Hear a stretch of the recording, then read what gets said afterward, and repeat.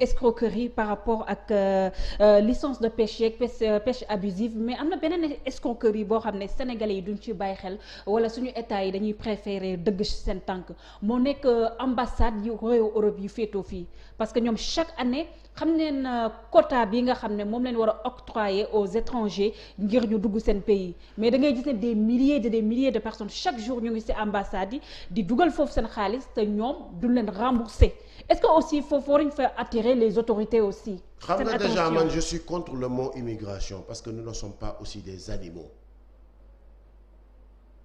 nous sommes tous des êtres humains parce que le mot immigration bi ñu koy créer dañ ko créer approprier ko carrément à un animal ou à des animaux dama lay wax taxaw seetlu buy tubaab di ñëw Afrique expatrié nan lañ koy woowee tourisme venir pour prendre de l'air ou du soleil. Ou bien un expatrié. Un expatrié sax dinañ ko woowee nu ne mais ñun bu ñuy dem ci ñoom ñu ñuy woowee des immigrés déjà loolu suñu ñàkkum fayda état yi la ak suñu yabaate état yi jot na Afrique wan France surtout man France bi nga xamante ni moo ñu colonisé.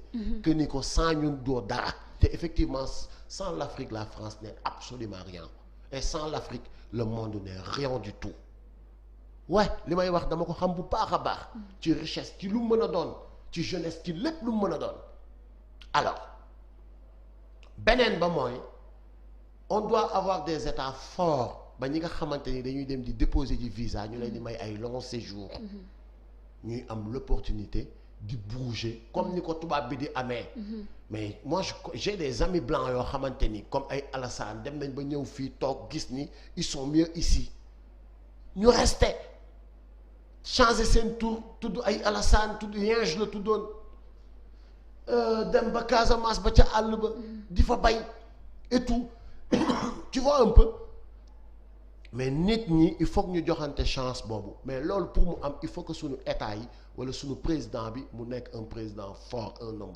fort mais malheureusement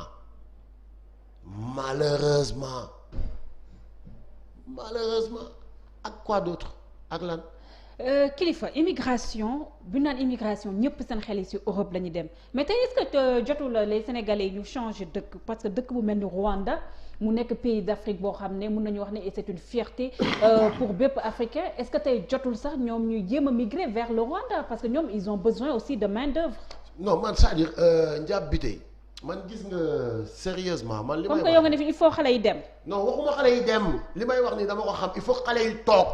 mais il faut que ñu téye xale yi te lii téye xale yi xam nañu ko xaalisu Sénégal bi ñuy sàcc wax ji loolu la gis nga l'émission gis nga émission bi warul woon nekk sax 1 heure de temps benn wax la mooy liy yóbbu xale yi mooy dañ leen dàqe xale boo dàqe nag dina daw lan moo leen dàqe dañoo nekk ci dëkk boo xamante ni ils n'ont aucune chance amuñu benn chance pour s'en sortir waxuma la tekki de mais pour survivre pour s'en sortir. añ reer ndekki. Le minimum vital. Ils n'ont aucune chance pour ça. amuñu benn du espoir du dara loo xamante ni am nañ ko pour s'en sortir mais xale yooyu duñ daw buñ bañee ñu daw duñ leen téye buñ leen di téye ñun ñëpp xam nañ nan la wax ji mooy dinañ ne damay acharné wu tey ci politiciens yi. mais problème mu Sénégal mooy problème mu immigration bi li ko waral mooy 98 milliards yi ay Mamour Diallo di sàcc ak ay waa ji encore ñoom Tahirou Sarr ak ñoom Mame Mbaye Niang ak ñoom ñeneen milliards yi ñuy sàcc Macky Sall milliards Sénégal yi muy téye di ko def exprès di ko jox ay Aliou Sall rakkam ak ñooñu ñu koy sàcc. xaalis boobu bu ñu ko jëloon ça pouvait retenir nos jeunes parce que doon na créer ay usines lu tax ñuy dem lu tax la solution lu tax dem war a am problème boobu lañ war a régler njàpp du waruñ nekk di trouver solution naan leen non bàyyi léegi bu leen demati Europe dem leen Afrique dugg na fi déedéet Rwandais yi bi nga demee loolu rek parce que ils ont un homme fort à la tête du pouvoir mu fexe ba le Rwandais ñeewul le français ba mu koy jaral muy jël gaal di dem di ko fekki. c'est le contraire. mais boo toogee di seetaan télé un jeune sénégalais qui a 27 ans nga toog di seetaan télé nga gis ni nga dem def seetaani télé parce que tu n'as pas de télévision chez toi nga dem par hasard ci benn copain bu débrouillé ba am wala nga gis ci internet comme internet moom téléphone yi léegi. smartphone yi mën nga lijjanti 40 000 am benn wala 30 000. wala business noir nga gis un jeune français de 27 ans bu am ni yow bu am même âge que toi. nekk ci condition yoo xamante ni toi tu as besoin juste du peu lu gën a ndaw nga soxla amuloo ko mais tu vas l'envier da nga naan kii attends xaaral ma dem dëkk ba mu nekk. ça c'est leur politique. mais loolu kese moo koy kii. mais un Rwandais qui se réveille bu xëyee gis ni dëkkam moo gën a set France bu duggee ci internet bi gis ni président am fexe na ba améliorer sa politique d'emploi des jeunes bu ñu demee ba gis ni. en parlant de président bi en parlant de politique d'emploi des jeunes ça si je me trompe pas si âge bi le ministre rwandais bu yor wàllum TIC bi foofu il a juste 19 ans et tu t'en rends compte 19 ans. donc mais loolu waxuma la motivation. kooku da nga xoolal kooku yow yaay toog ne bu français ñëw suma dëkk. je n'ai pas besoin d'aller en France donc j'ai pas besoin que le français vienne chez moi. Je t'assure njaab bi tey la solution mooy suñu président yi les dëkk yi koy def comme ay Guinée ay Mali ay Sénégal ñoo Côte d'Ivoire Burkina ñoo ëpp ci ñi koy def xoolal président ya fa nekk yépp mooy président yi nga xamante ni lu xewi la ñu nekkee. sàcc le francophone bi mooy poser problème aussi parce que dans les pays d'Afrique anglophone dañuy gis ne carrément foofu population bi ñoom ils sont tout le temps dans l'entrepreneuriat wala sax politique yi ñoom wàllum càcc bu ñuy dégg fii nii au niveau de l'Afrique francophone ñoom dañu fay dégg de moins en moins aussi est-ce que le système francophone bi mu nekkul ne moom moo ñuy poser problème aussi. non bon système francophone je suis désolé am na loo xamante ni. du ci système tey gi dafa meloon ni rek nga ñëw fi ngay liggéeyee nii mu am un système par exemple ñu ne ici c'est donner la bonne information dugg na fi génn fi kërëb parce que looloo tax télé bi ubbi donner la bonne information orienter les populations kacab nga ñëw télé bi recruter la par rapport ak formation bi nga am yaa ngi génnee par exemple CESTI wala yaa ngi ñu gis ni tu es l'homme qu'il faut alors yow sa intention bu fekkente ni c'est donner la mauvaise information parce que yow yaay dem en tant que journaliste uti sa invité uti ji tamit say information soo demee jëli ji la bonne information jël ko tu préfères denc ko par ndaxte xaalis nga joxe la mauvaise information pour plaire à quelqu'un loolu lu ci télé bi loolu télé bee la ko sant.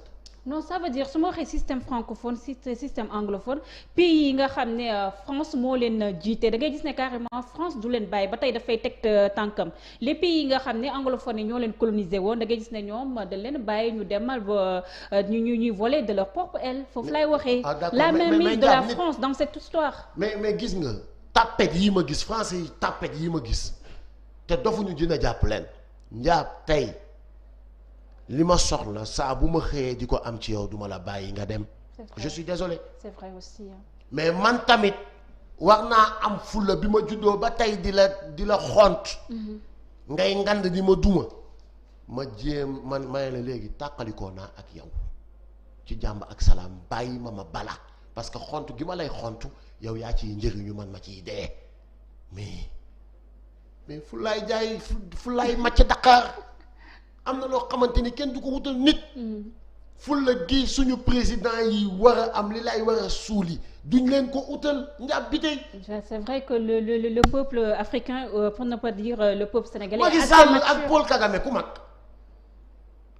xanaa Paul Kagame du africain. xanaa Macky Sall du africain.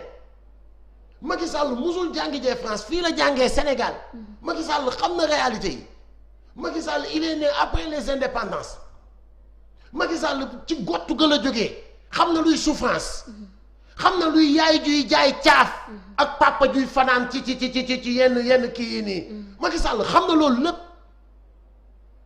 il devait être l'idéal, il devait être l'homme qui allait changer ce système et ce pays. Mais Macky Sall est plus pire que ñoom ñi nga xamante ni sax ay Abdou Diouf homme blanc yooyu fi nekkoon.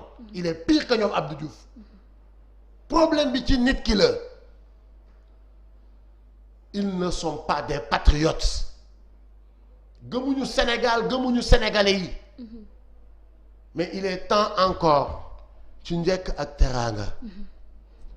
On interpelle encore nos guides religieux. Surtout ils doivent parler hein. Sortez parlez seen taalibe yi ñooy dugg ci géej gi. seen njaboot yi ñooy dugg ci géej gi. di waxaat aussi avec les parents la pression sur le dos des jeunes wàññi leen ko. wàññi leen ko. bëgg a dem taxuta mun a dem kenn aayul kenn mu dem. ak le mot tekki quoi le mot tekki mais bu fekkente ni dem ñàkk bakkan da ciy xaj. dimbaliwaat leen xale yi. li ngeen leen bëgg a tekki yëfi yàlla la yàllaa ko yor. am saxul ñàkk saxul. nañ leen gàccoowaat encore muñ ak jom gi ñu fi suñu bàyyee woon ak yooyu. dara xëyul sotti. Paris rafet na loolu waaye xëyul sotti ci benn fan. li ñuy ñeewee français bi. bay daw di ko fekk ji. suñu gëmee suñu bopp. dëggal suñu bopp.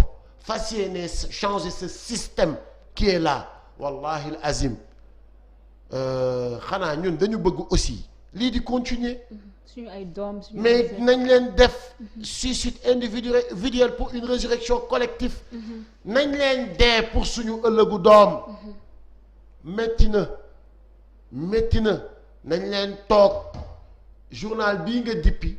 boobu ba léegi c'est le seul journal. enquête buy def à la une l'immigration. def yeneen yëfu ñàkk fayda yi ñoom Idrissa Seck ak yooyu. keroog dama photo parce que j'ai constaté que boobu ba léegi de toute la presse écrite. ñoom ñoo ciy def affaire bi une. l'enquête. ñi ci des ñëpp ci rukk yi lañ koy dugal.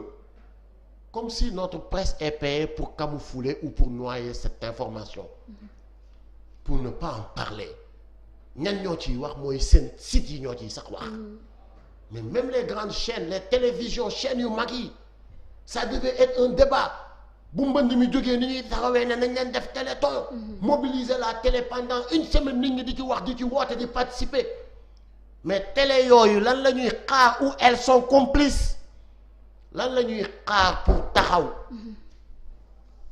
def ay édition spéciale invité Macky Sall et tout son gouvernement et tous les politiciens. ne leen taxaw leen seen yëfu xale yi ngeen nekkee fan yi ngeen gën a nekkee fan yi taxaw leen ko ngeen arrêté ko on règle ce problème et puis avant ñuy avancer. mais boycottez-les. mais on dirait que damay wax je dis pas que ni loolu am est-ce que nos chaînes télévisées yu mag yi elles sont complices. J'ai posé une question mais en tout cas merci au site internaute gis naa ni franchement ñu ngi ciy def ay liggéey yu mucc ayib. lu mel ni ay Sénégal 7 et d'autres sites internet. donc continuez d'être là pour le peuple et continuez d'être là pour les Sénégalais. jaa ngeen jëf. Merci beaucoup.